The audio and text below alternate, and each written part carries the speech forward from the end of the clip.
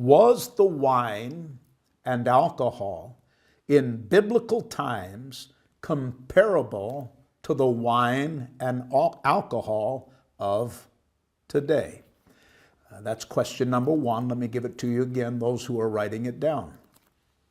Was the wine and alcohol in biblical times comparable to the wine and alcohol of today? Any Christian or biblical discussion on the use of alcohol must understand that there was a significant difference between the alcohol and the wine and the drinks that were used in the Bible and the wine and the alcohol that we have in our modern society.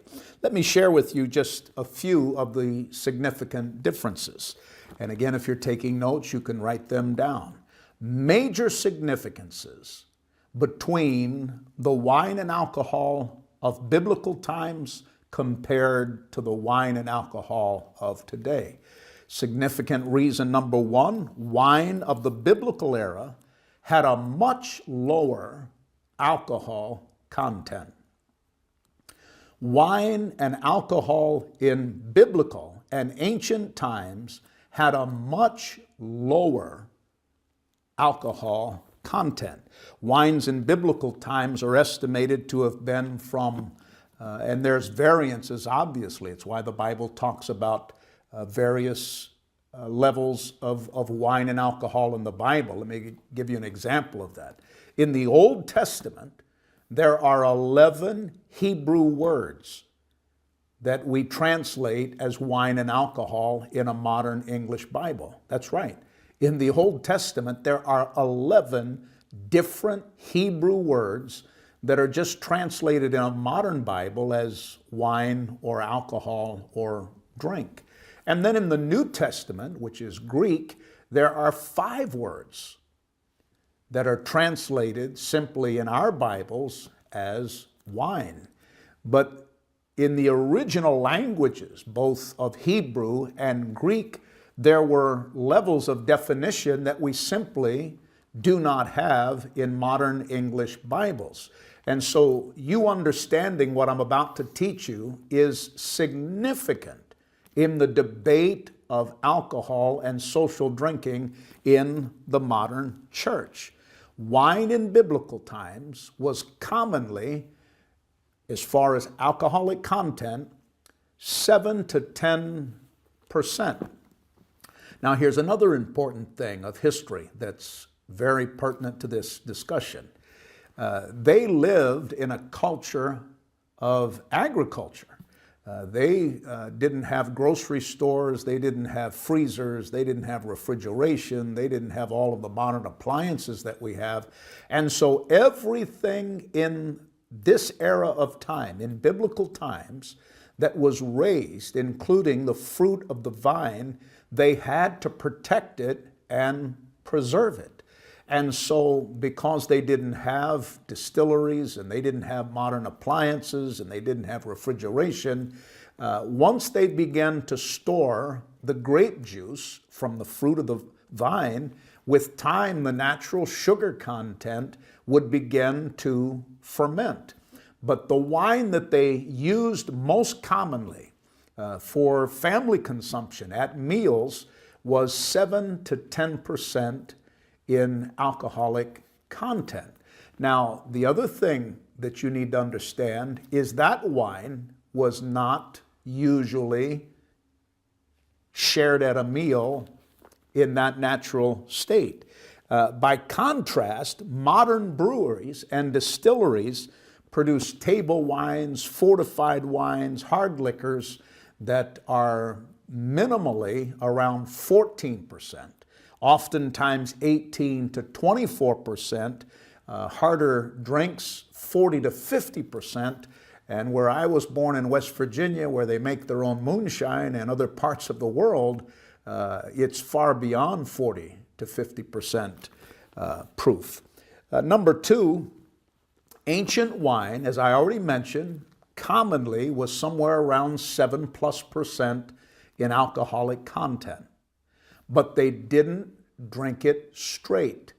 It was always, hear me, it was always diluted with water. Ancient wine was diluted before consumption. Write that down.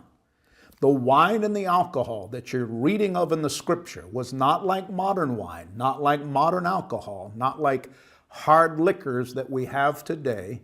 Wine that was used in family consumption, even in festivities, was about 7+% in alcoholic volume, and it was always diluted before consumption. The ancient records of both the Greeks and the Jews wrote of diluting wine to avoid intoxication. Drinking unmixed wine that was not diluted. Forget the Christian culture, forget the Jewish culture. The secular Greeks in their ancient writings wrote about it being barbaric to drink wine that had not been diluted with water. Now, what was the dilution ratio? Again, as you delve into deep study on this, you're going to find that there are multiple references, but the common average was 3-to-1.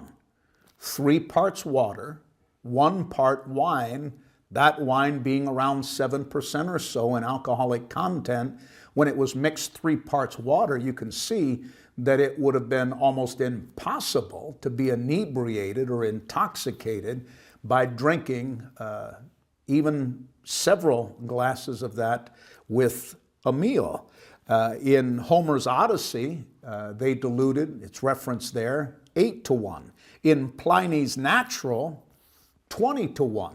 And so it varied as to how much it was diluted. But the common wine in biblical times after dilution, listen carefully.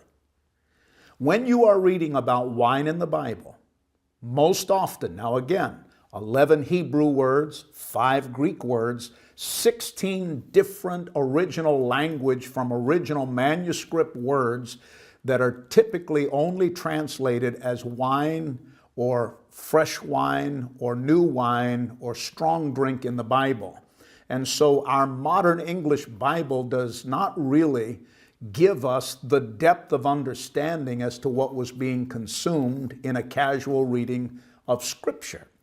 But the common alcoholic content after being diluted in biblical times, and scholars almost across the board that are reputable agree it was somewhere between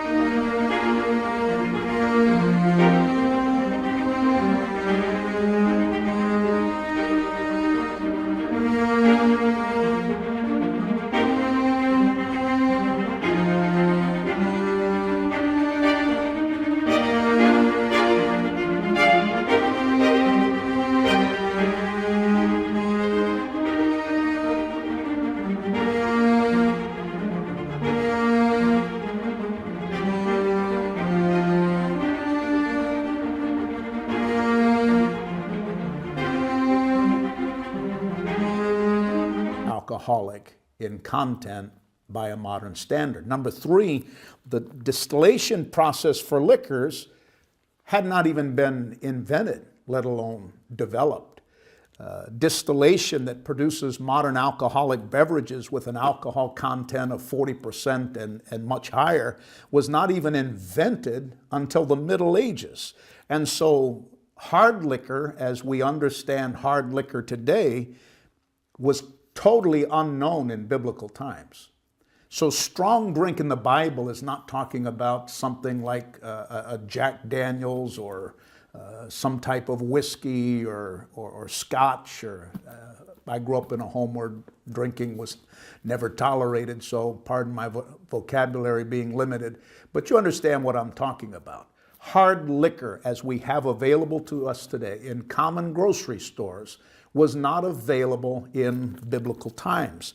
Number 4, we're talking about the significant differences between the wine and alcohol discussed in the Bible and comparing it to modern times. So when ministers or pastors or teachers open up the Bible and they're trying to make an argument for drinking alcohol in moderation, if they're not discussing the radical differences between the wine and the alcohol of biblical times compared to modern times, then you're missing a significant part of the application of their teaching, because you're not comparing apples to apples. You're comparing two things that are worlds apart.